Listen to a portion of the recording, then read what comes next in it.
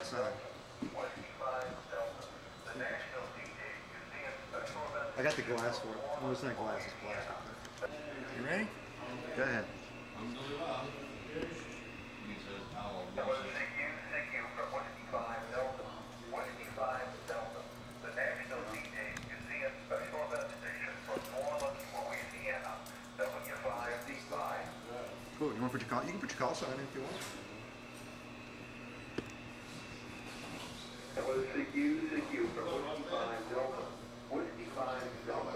The National WWII Museum Special Event Station. all we need is pictures of Tom. Well, if you remember where the elevator shaft was and the pillboxes were against the wall, we're directly to the right of that, near the water fountains. If you got a drink of water, you were standing in W5D station area. So glad that you had a good visit here in New Orleans. Look forward to you possibly coming down again, and if you want a QSL, send an SASE to W5GAD. KD3CQ with a real strong 5 and 9 signal into New Orleans, W5D. Okay, W5D. I missed the QSL route. I got the Whiskey 5 and then I missed the rest of it. Can you repeat it, please, Steve? Sure can. Whiskey 5, Germany Alpha Delta, W5, Golf Alpha Delta. And for more information, you can look it up on the web at W5GAD.org. W5GAD.org. QSL? QSL, thanks a lot. I appreciate you guys taking your time and the effort to put a station on the air. It's a real blessing. 73, Whiskey 5 Delta, Kilo Delta 3, Charlie, Quebec 73, and best regards, best wishes, rather.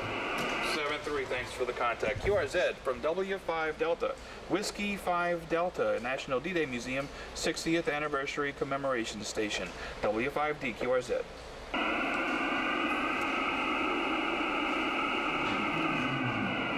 You can edit that out. W5 Delta, QRZ, W5D, National D-Day Museum, New Orleans. 5D, W5, again please. November 2 station again.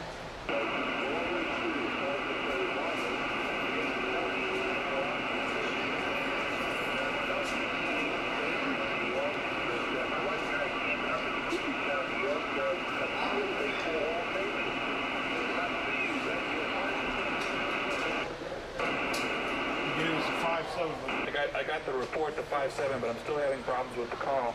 I need your suffix again from November 2 station.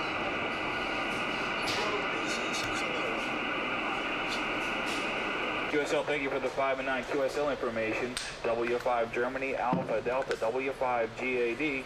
And also, if you look that up on the web, W5GAD.org, you'll get information on a commemorative certificate, $2.50 to cover postage and handling. W5 Delta QRZ. Alright, let's go to the receive side. I know I'm talking on the air. Killer box.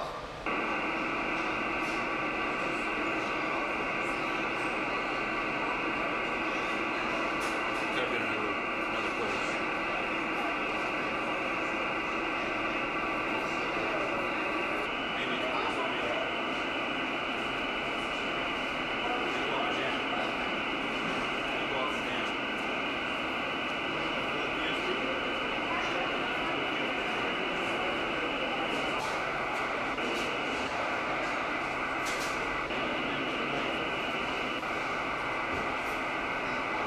Also 5 and 7 from the National D-Day Museum. We're on the main floor, and the call is Whiskey 5 Delta. QSL information available at W5GAD, Whiskey 5 Golf Alpha Delta. QSL? QSL. Glad to hear you guys on. Have a good day today. I'll check back with you later in the day, over. QSL, hopefully band conditions will help us out a little. It's been a little rough this morning. But 73s, and thank you much for the contact. Delta, Whiskey 5 Delta, from the National D-Day Museum in New Orleans, Louisiana, Special Event Station. Whiskey 5 Delta, standing by for a call.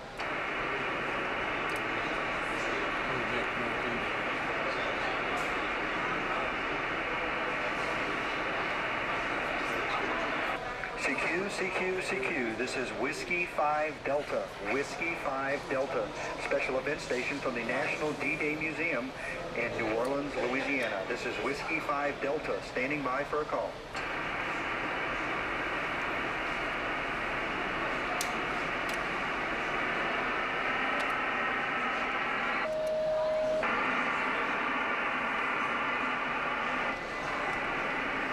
CQ, CQ, CQ. This is Whiskey 5 Delta. Whiskey 5 Delta.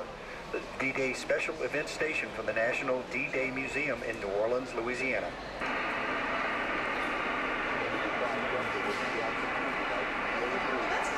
Whiskey Alpha 2 United Mike Julia. Whiskey Alpha 2 United Mike Juliet. This is Whiskey 5 Delta. QSL?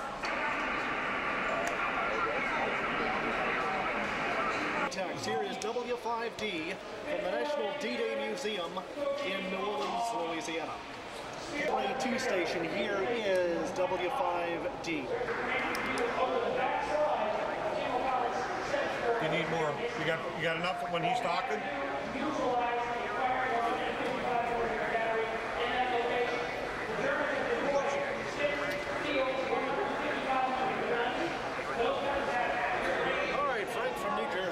Very much. I appreciate. Boy, you have got a powerhouse signal here this morning. WX2K. Does that K stand for kilowatt? Very, very nice. We appreciate the call. Do you have all of the information over? You hearing? Yeah, it's a good-looking certificate. I got to tell you, I've seen the advanced proofs of it, and it's a nice one. Thanks very much. We'll say 73 from way down yonder. WX2K here is W5D clear on your final.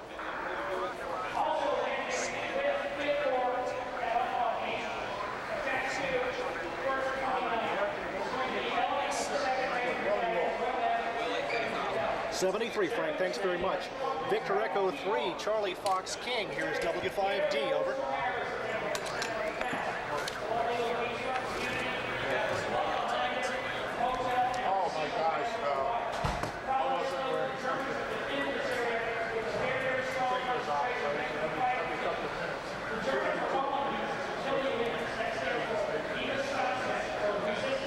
Okay, very good.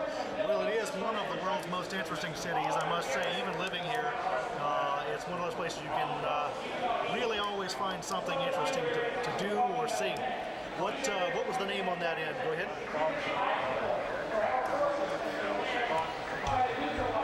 All right, Chet, very good. I appreciate your calling in this morning. Do you need any information? Over.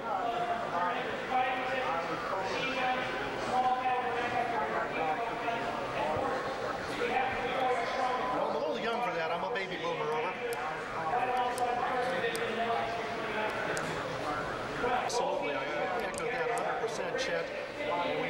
We have a special logbook here for World War II veteran radio operators and vets who are hams. And we've had a couple of folks come by and sign that special logbook.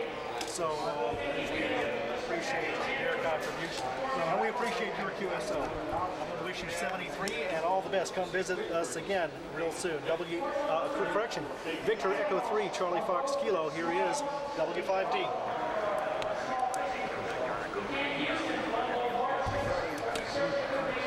All right, Chet, thanks very much. Was there a November 2 station? November 2 only? Here is Whiskey 5D.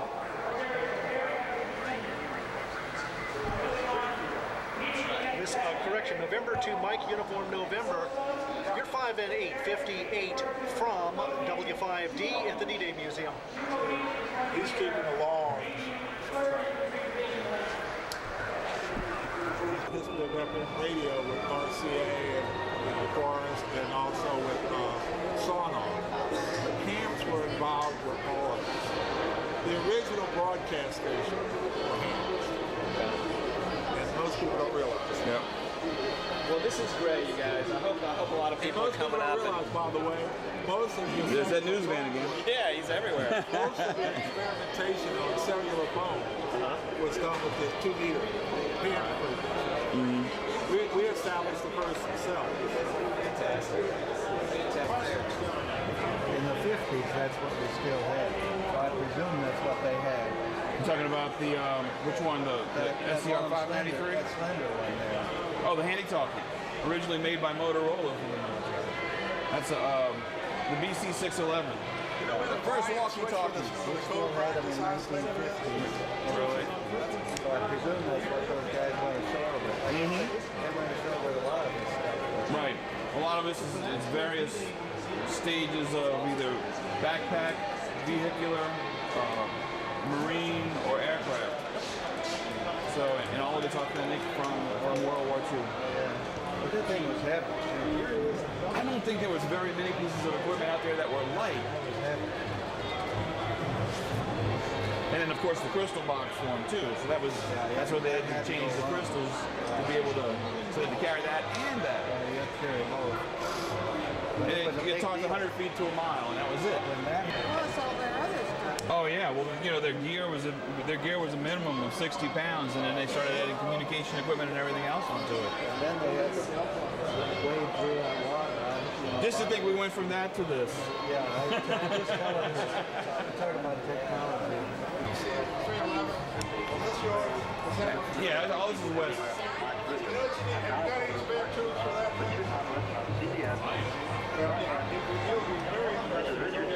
Good. Yes, I am. Angler 9. Army Navy Ground Radio Communication 9. Come here, Wes. Yes, sir. Angler 9. Oh, yeah, well, that's the updated version. Well, I was going to say it looks similar, but it's smaller. This is about an inch smaller. And I'm missing the grills. They didn't make it here in time. And this was the World War II version. The Angler 9 was improved. More efficient, a little more power. Hey, you know, they reach out quite a ways. That's what it says, points, you know, it should be CW. Or whoever. Yeah, okay. That's it. We can hope for the best. After the fire group, probably the hottest group in the 9th Air Force. Our mission was to blast the invasion features and coastal fortifications with strong. Oh, really?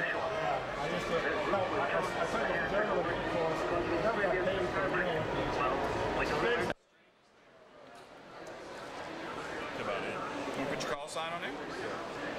Oh, K5YND, okay. And if you would, put your name and address on here. You're going to get your regular pin. Use that. And we'll have, I'll send a copy of this to you when we get it ready for distribution. How you doing?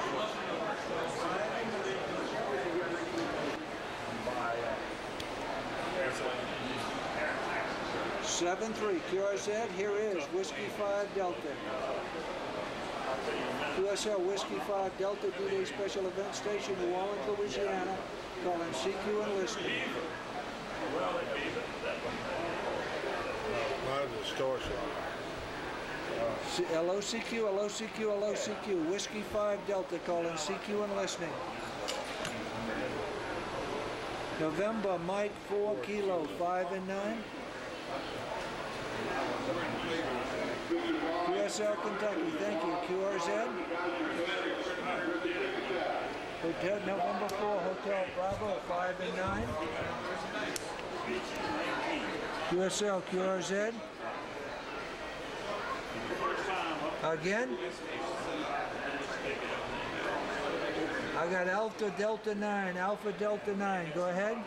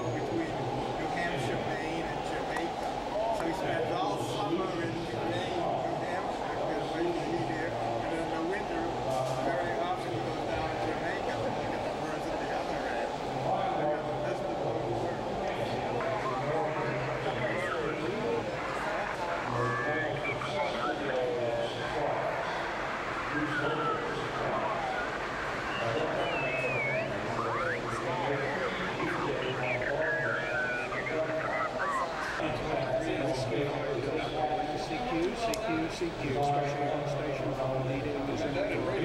CQ, Whiskey 5 Delta, calling CQ and listen. Echo Fox again, please. November 3, Echo Fox, thanks for the call. We're having some problems with QR Mary and QR Nancy here. You're 5 and 9, though. Nice signal into New Orleans for the special event operation at the D-Day Museum. November 3, Echo Fox, Whiskey 5 Delta.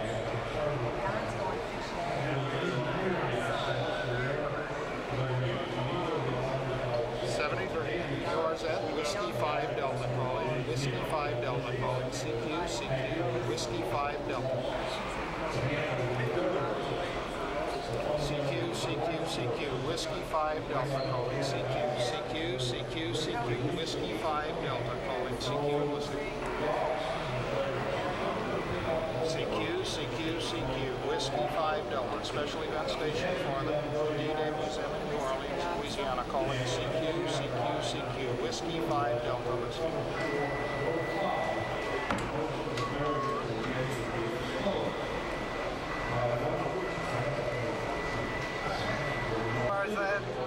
This is W5D, special event station for D-Day.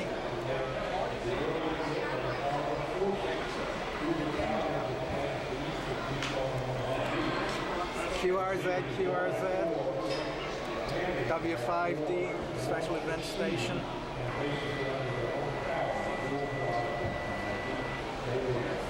QRZ, W5D, special event station for D-Day. Just a lot of noise. Come back again, there's a lot of noise.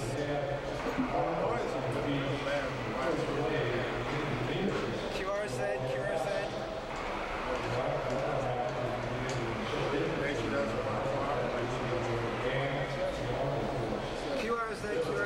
W5D, special event station for D-Day. QRZ, W5D, special event station for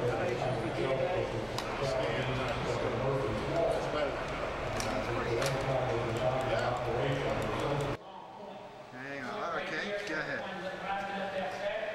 After they figured out their mistake, they turned to the west and assaulted the point to hot. When they got there, many of the ladders didn't function. The initial reports were saying that the ladders were soaked with water. So the rockets weren't strong enough to carry the ladders all the way up to the top of the cliff. The cliff there is about 100 feet tall.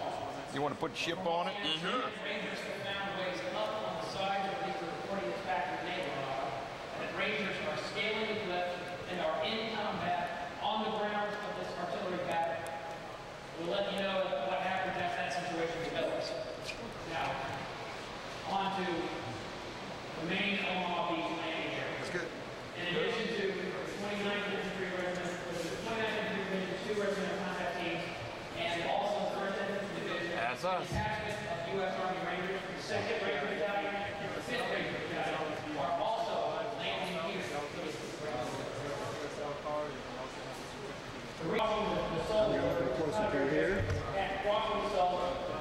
So tell Keith the story about your... Yeah, 1941, I was a brand new ham radio operator. And it was, of course, Pearl Harbor Day. We didn't know that, but it was right after lunch, and I was working my ham radio station then. I was 15 years old, and I was talking with in Morse code to a friend of mine who had gotten me into ham radio. And in those days, I couldn't receive code very fast, and he was sending slow enough so that I could copy it. All of a sudden, he started sending very fast, and I couldn't pick up anything. And I called back and I said, in Morse code, I said, Jim, the only word I could pick up was Pearl. Who is Pearl? So he came back and said, call me on the phone. Well, that was my first knowledge of Pearl Harbor. By that night, the FCC had taken all of us off the air for 4 long years. My receiver at that time, in those days we had separate transmitters and receivers, and my receiver was this Hallicrafter's Sky Champion, so-called. It cost all of $50 in 1941, and it was a wonderful, great workhorse of a receiver. And that's the story. So during the war, what did you just did a lot of listening and all that kind of stuff? Or just talk to kids. Yeah, during the war, in an effort to keep amateur radio alive until they were, the war was over, we were able to get back on the air. The ARRL promoted all kinds of things to keep you active. One of the things was to monitor all the bands for any possible unknown suspicious signals. And I had picked up several over a period of time that were suspicious and called into FCC. What transpired after that, I don't know. But they were many amateurs all over the country did just that in an effort to try to spot if there was any spyware going on that they didn't know about. So what was it like when you were able to get back on? Was there like a big day and a big... Oh, when we got back on the air, of course the war was over at 45, and we got back on the air. It was a day of great rejoicing. Of course, it happened over a period of time. We first got news that we'd get back on the air, I think about a month or so after the war was over. And one by one, everyone got back on the air and put up their new antennas, and it was just a wonderful experience after having been silent for 4 years. But it's really fun to see all this old gear that was so useful to us in those years. Did you use a lot of the surplus stuff after the war? Yes, I bought a unit. I don't see it here. It's a BC-459 was the model number, and it was a surplus transmitter that the Air Force had used. It was built by Western Electric to the government specs, and it was so solidly built that you couldn't believe it. It had locks on all the dials, and Tulane University somehow bought a big quantity of this surplus gear, and I bought that transmitter, which I used as a transmitter. Of course, it needed some conversion to amateur frequencies, but I used that transmitter very successfully for a long time. It cost all of $2.50. Great. I'll tell you what. Let me get a close-up shot, and we'll walk with you, and you can show me a little bit about this radio that you remember. Yeah, this radio was made by Hallicrafters Company, one of the pioneers in the manufacture of amateur radio gear. It says that this was built between 1939 and 1945. It was known as the Sky Champion. They had a number of them. That was the Sky Champion. There was one that was cost even less than this. This one was $50. There was another model called the Sky Buddy, which was about $25, which a lot of fellas used. And it was, I wouldn't say, well, it was state of the art for the price that it was in those days, but it was a very dependable, great receiver for my use anyway. For a transmitter, in those days we built all our own gear. What I built was very, very modest, but it got me on the air, and I worked a lot of stations that I can remember very well.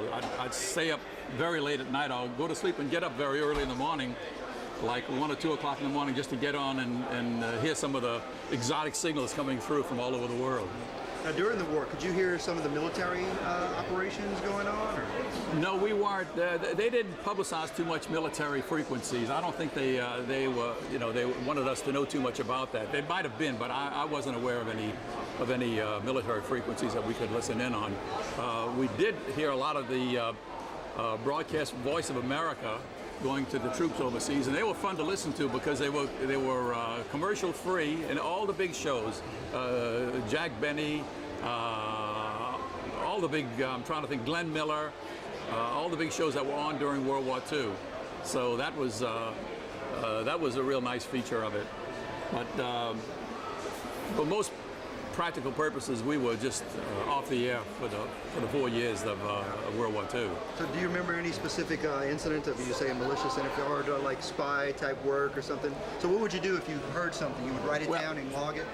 No, what I would do, yes, I'd write it down and keep a note of it. But first of all, we had a telephone number to call, which I think was, I guess it was the FCC, I can't recall, but we told them the frequency. And that was the last we heard of it. They never did report back to us whether it amounted to anything or not. But there was a lot of that going on, just cruising up and down the band listening for strange signals. So you were in high school at the time, right? Oh yeah, that was so, yeah. Well, when yeah. you hear something, did your hands start shaking or anything? Oh, yeah, you get very interested, and of course, not being able to find out later what it was all about was a little frustrating, but it was still fun. It was something to do, and just to keep our interest going during those 4 dry years, you might say. But ham radio, I've been part of it for, well, since those days, 1941 until now. It's a great hobby. So it's been a huge part of your life, a huge part of Oh yeah, absolutely. I've been active more or less over all those years. When my kids were coming up, I didn't have a whole lot of time for it, but I did get back into it later. And of course, the equipment nowadays, compared to what we used in those days, was no comparison. All this vintage gear really brings back memories because it was the thing to have in those days. That's good stuff. Think anything else? Did I skip anything? I don't think so. So you've seen ham radio come from, not the beginnings, but well, right after the near. beginning. Yeah, I wasn't here for the Was there a big explosion after the war of surplus gear and all that? Oh, there was a lot of gear on the market after the war. There still is surplus gear you can buy, but right after the war, for a year or two after the war, what hadn't been dumped into the ocean on the way back, and a lot of that was done. I don't have any personal knowledge of that, but I've heard about lots of not only radio gear but vehicles of all kind that were dumped into the ocean. But the gear that made it back home, the radio gear that made it back home, there was a lot of it available. And like I say, to be able to buy a transmitter for $2.50 was a huge bargain. Wonderful. One that was considerably smaller than that. What was it, a Sky King? Hi, buddy. Buddy. That was the first one. First one that I had. Good morning. Good morning. How you doing? Yeah, that's right. That's an SX-28. I have one of those that I redid completely about 10 years ago. This one? Yeah. Put some 1852s in, took the 6 SK7s out, retuned it, built a new BFO for it. I started out with a Sky, buddy.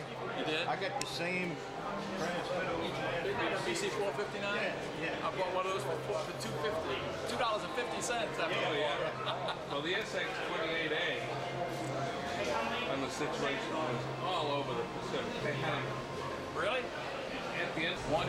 This old gear, did you see gear like that during World War II in the service? Made for the military? Oh yeah. Yeah.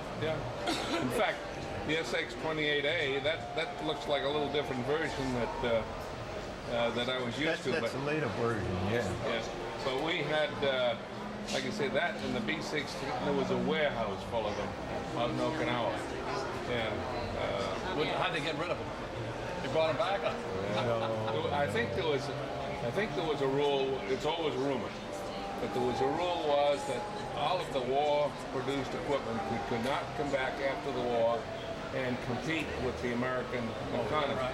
And so what else could you do but deep six it? Yeah. There was so much of it, they couldn't keep storing and everything else like that. And there were a lot of big investigations, especially in tires. Because after the war, the American people didn't have tires. There was just warehouses full of them overseas, Yeah. And there was a big argument as to the big contract. And like I say, there was several. I was mixed up in one of the major investigations. So, Just try to pretend I'm not here.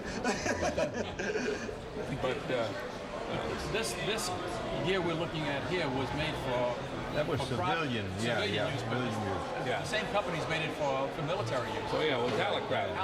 Yeah, Hallicraft was the manufacturer at that, but that a national company. National, yeah. I worked for National Company on the HRO and the NC 200, and a rather interesting situation on that. The government had specs as to how well these equipments could perform. And with National Company on there, when it got down to the final test, I have no idea anymore, but so many microvolt sensitivity on the thing. And we actually detuned every piece of equipment that came through in order to make the government specs. In other words, the equipment was more sensitive than than the government specs were, and we had to slightly detune it. Can you imagine that? Make it less sensitive. What? Make it less sensitive, yeah. Well, the best receivers we had were made by National. They were HROs, and they had silver contacts in them, and the change of frequency on them, all we did was unplug a coil rack, plug a new coil rack in them, and it was estimated that the coil racks at that time were being charged American government about $600 for a coil rack, and we had at least 3 or 4 sets of coil racks for them. Right. I preferred the General Electric receivers. General Electric made the 456 and the 455. The 455s, the receivers, they used them in the Navy 825s, and they used them in the B-25s, and even all the way through the B-29s. Then they came along with the SCR 522. Do you remember that? Yeah. Then they replaced that with the SCR 522s, which was a much better receiver, and they had a broader range of frequencies. They had a transmitter that I guess it was developed basically for the Army Air Corps, and I can't think of the name of it, but it was about 150 or 250 watt transmitter, but it was the first auto tune that you had in an airplane, but it was a mechanical auto tune. Yeah, you take and you set the frequency you want, and then all these knobs would start rotating on it, and they wouldn't hit it exactly on, but they'd hit it pretty darn close. I don't remember. They had a mechanical ball on the SCR 522, and it was a bunch of gears, and every time it pushed, the motor pushed it, it would retune it. You remember that? Yeah. And it was made about this big, and then we took first SCR 522s we got from the WAA. We took them and we converted them to the old 2-meter band, which was 2.5 meters. Remember, it was 150 to 154 megacycle. And we couldn't exactly tune them like you say with the mechanical, so we stripped all of that off and just put a little loop in there and made it a super regenerative receiver. It worked hot. Bill Kelly, you remember Bill Kelly? No, I wasn't here. He bought 25 of them. And that's when we first started on 2 meters here. That was in 1946. If you had your druthers, would you like to go back to that or stick with this modern digital stuff? Oh, I got a modern, but listen, you know what I say Hammerlin made the best receiver for the hams right after World War II. Hammerlin made component parts for the manufacturers. They made condensers and they made coils. And then they decided to get into the business, and they made the Hammerlin. I forgot which one was the first one came out after World War II. It's amazing how fast Hammerlin went down after the war. You know, they were the main one, and before the war, everybody had a Sky Buddy or a Sky Champ or something else like that, and their own 6L6. Yep. 6L6 into an 807, most everybody. Modulated with a pair of 6V6s and a 6SK7 speech amplifier.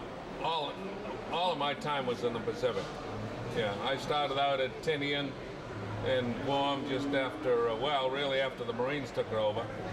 Then from there I went up to Iwo Jima, and from there I landed up in Okinawa, and I stayed at the end, and then after Okinawa, I stayed for 2 tours. I had a real good situation out there. Boondoggle. What about you, Sal? I was in the staff Admiral Commander Carrier Division 2, the radio operator. I was on aircraft carriers during the whole time of the war. In September 19th, 1945, I was on the USS Franklin. It got hit. I spent 7 hours swimming for my life 50 miles off the coast of Japan, picked up by the Navy destroyer USS Hunt, DD-674, and I'm here. A survivor. Survivor. Dick, what about you? I was an aviation cadet. I was in the Navy, training to be a Navy pilot. The war ended, I took a release. And you used this radio here when you were in cadet? No, I'm really not sure what kind of a radio it was. Yeah, they had them they had those in the trainers. That's it. Yeah.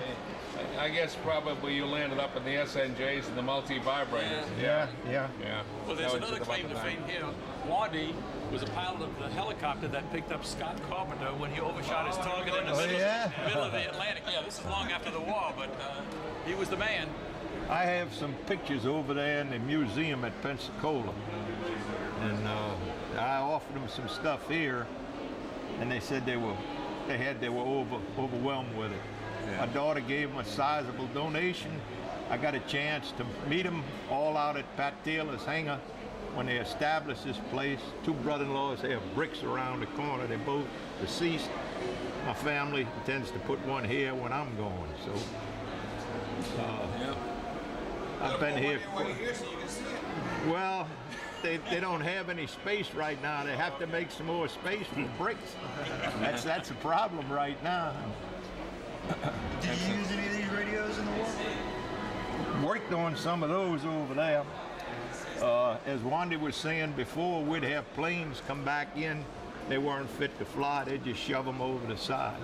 Strip what they could have off, strip the ammunition, strip the guns off of the planes, whatever they could salvage, and then just shove it right over the side. He used to call those planes, the ones they didn't show over the side, but they kept for parts, he used to call them hangar queens. Hangar queens, yep. So, want to use any of these radios while you were? Well, yeah, of course, the aircraft radio here, that was almost a standard commodity in about everything the Navy, the Army, Air Corps flew, and when I was in Okinawa, right off the bat, I commandeered one of those SX-28As, and we had down the end of the runway, we had a plane that crashed with a hacksaw. I got enough antenna together, could do some listing, but I was based. He did the war on carriers. I did land-based. I was liberators and privateers. This particular transmitter had a long, flexible cord on it, and the pilot, just underneath the control panel, he had a little crank down there. And after World War II, these became surplus, and somebody designed a little crank that fits on there, a 6-to-1 crank. I still have a few of them, and you could crank it from in the front of the receiver. You didn't have to use a remote. But American ingenuity, after the war was over, a lot of this surplus, that's all we could get our hands on, and we experimented with it and found ways of keeping it on the air. Was this stuff pretty reliable during the war? Oh yeah. But I don't remember what he's talking about on the cranking. All of ours was fixed in a position before we took off or anything like that, and all you do is select the one you wanted, and there wasn't much of a selection. In the TBMs and the torpedo bombers and then the dive bombers, that was a standard piece of equipment. You had a radio man, and he was a radio man and a gunner, and he was down in the belly, and you had a gunner behind the pilot. And if you looked at the Battle of Midway, you'll find out that was what won the war for us when they hit and or sunk 3 of the Japanese major carriers. One limped away. They never did ever put it back into service. That broke the backbone of the Japanese Navy. So what do you think about this little collection here? I find it very interesting. A lot of nostalgia.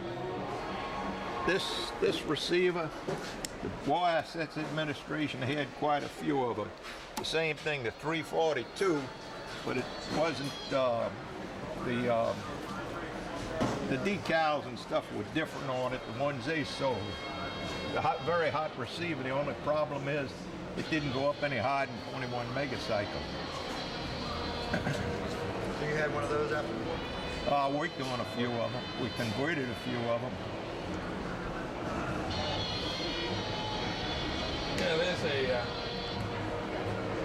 that's an HRO in the end. Yeah, there's HRO over there. that belongs to Bob This is the one we were talking about.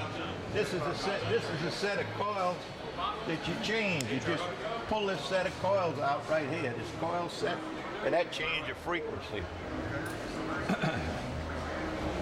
You have one of those? No, waiting on a few of them. Yeah, that's the one. That's the one I went. I was final inspection with National, and that's the one I talked about. We had to do tune a little bit. Most of the Navy shipboard transmitters were built by General Electric, and because they had 220 motor generators set that put out 1,500 volts at 500 amps. We kept the filaments on all the time, and just when they were keyed up, transmitters were built in a separate compartment on the ship, in each operating position in each radio room. Most of the carriers had both flag plot and regular ship's company radio room. Well, I think and they were silver coated. The coil was silver coated on.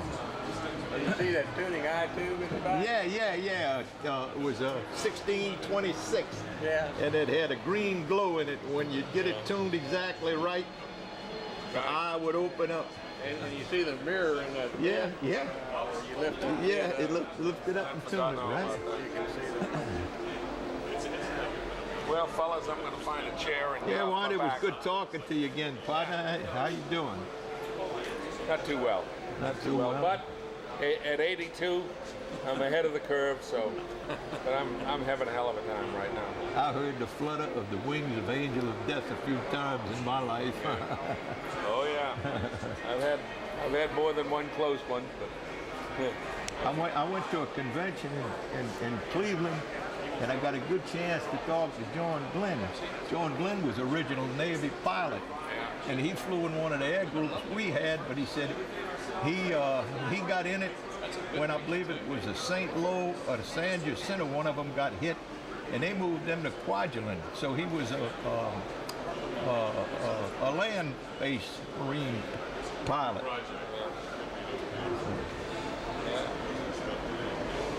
You couldn't make any mistakes with them because they were labeled with both the serial number and the part number. Was this stuff pretty rugged on shipboard? Oh yeah. Matter of fact, we took a terrific hit, a lot of loss of life and all, and the radio equipment still worked when they were able to put the ship back in a working order. What about on the Franklin? Were you in the radio room when it got? Yes. So what did you just get out a message quick and? No. Or did you have time just to get No, out? just had time to get out myself. And we were doing a foolish thing. We were sitting on a gun mount throwing ammunition over the side, and somebody said, "We'll never get this stuff in the water. We better get in ourselves." And were there other ships close by? Oh yeah. Like I say, I was in the water about 7 hours. Got picked up by this destroyer, which I belonged to both organizations, the Franklin organization and the destroyer Desron 52. They had a reunion at the Kid in Baton Rouge 4 years ago. And the last reunion we had was at Bal Harbour, Maine. But So how long did you stay on the destroyer after that? Just enough to get transferred? Did you get transferred to another carrier? Or? Yeah. Okay, how long did you stay on that carrier? Through the rest of the war?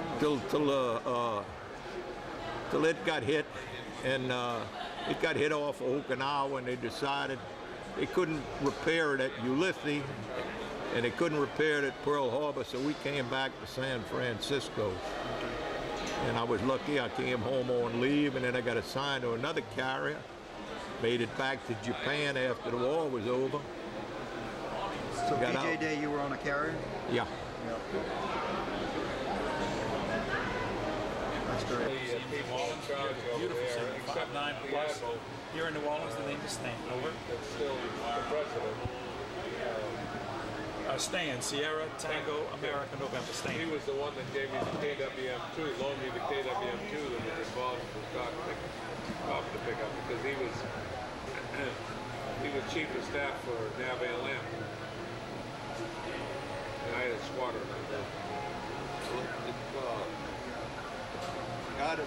Very good, Bob. Good signal. Very nice signal near Detroit.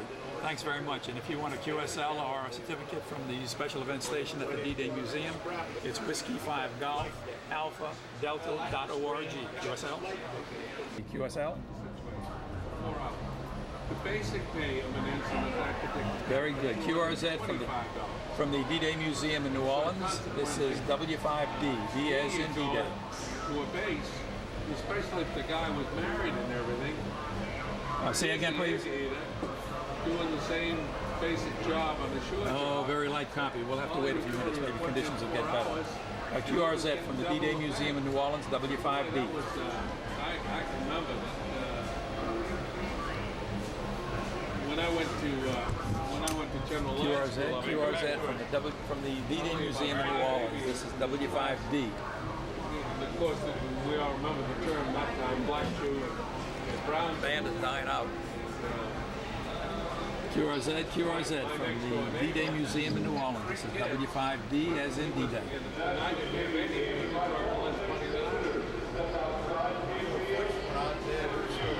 Whiskey 1 AJT. This is W5D as in D-Day. The D-Day Museum in New Orleans. You are 5 and 9. Nice signal into New Orleans. The name is Stan. Sierra Tango America November. QSL. About 1944, they were just about all alone. They had rotated to shore duty or some other thing, you know.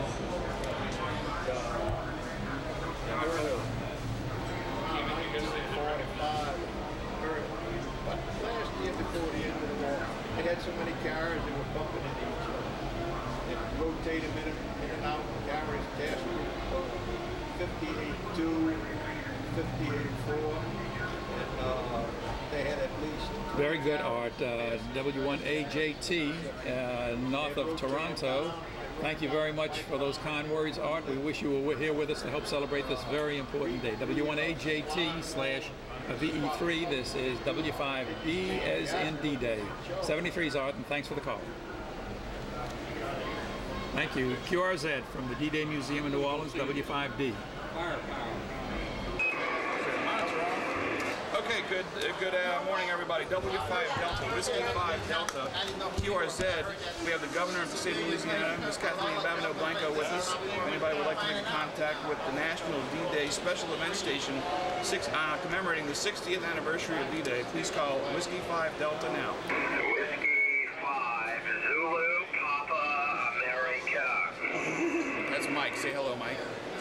Squeeze the microphone.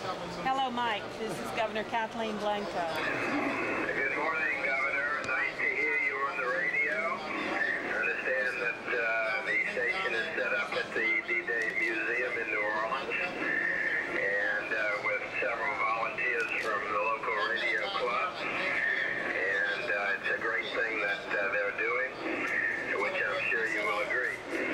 My name is Mike, and back to you. W5 Delta, W5 Zulu, Papa Alpha. Good morning, Mike. We're here at the D-Day Museum in the city of New Orleans, Louisiana. We've got thousands of people who came by yesterday. The place is full of people, lots of veterans, lots of World War II veterans are here. And we've had briefings of what's going on, of what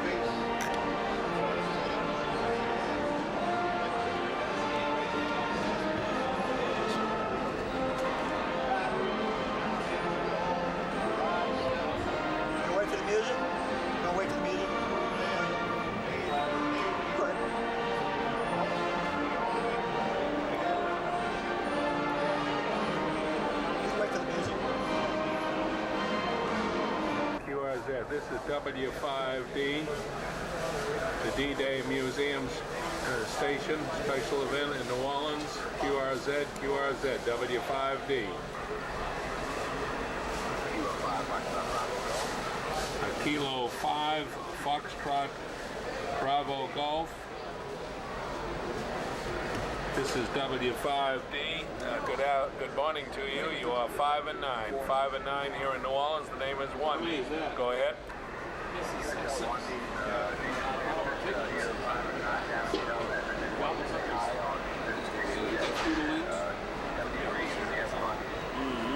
Roger, right. Thanks a lot from Chalmette, and 73s have a good day.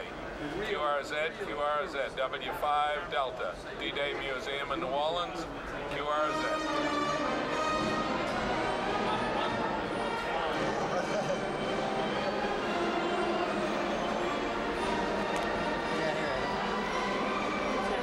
Get some radio shots this morning.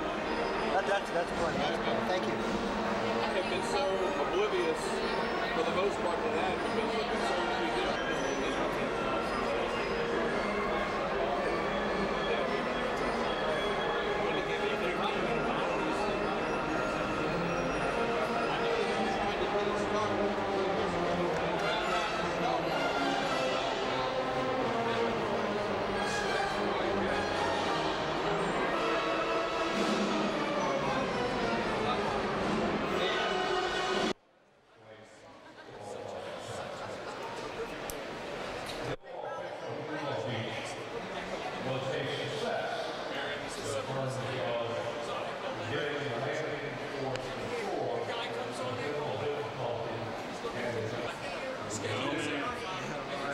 What do you think of this thing?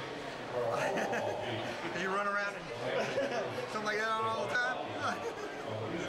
No? I'm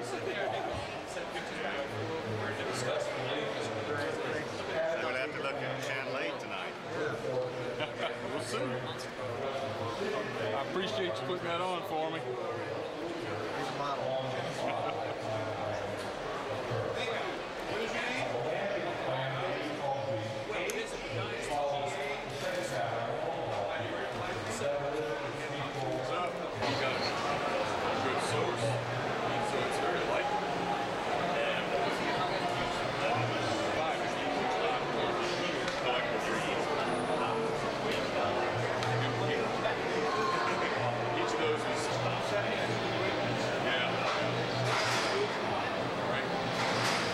Okay, Wes. See you later, man. Take care.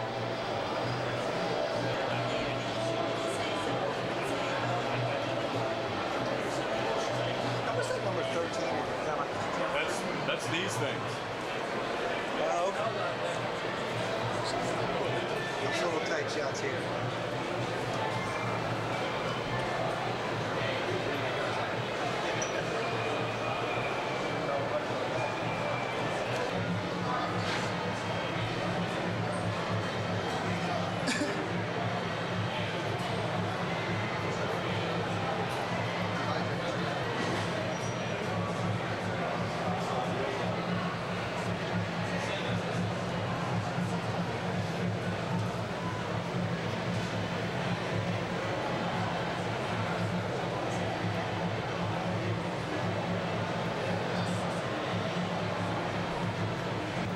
You want to plug that in and have the dials light up? Yeah, sure.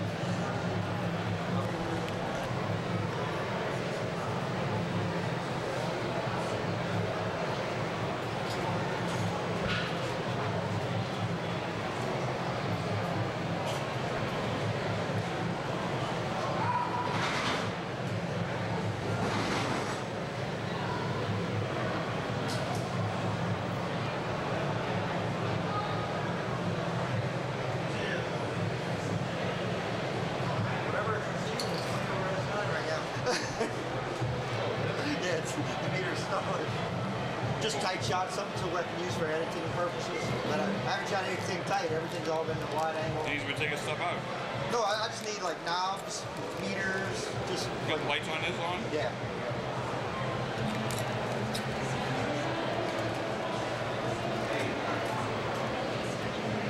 Thirsty.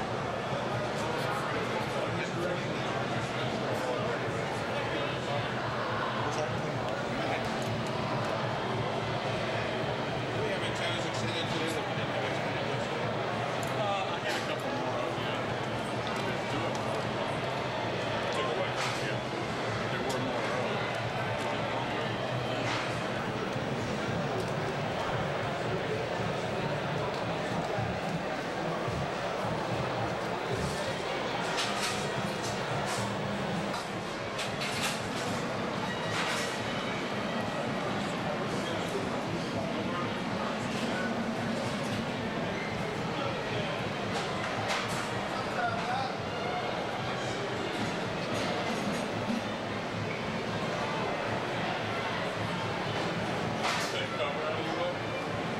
watch it.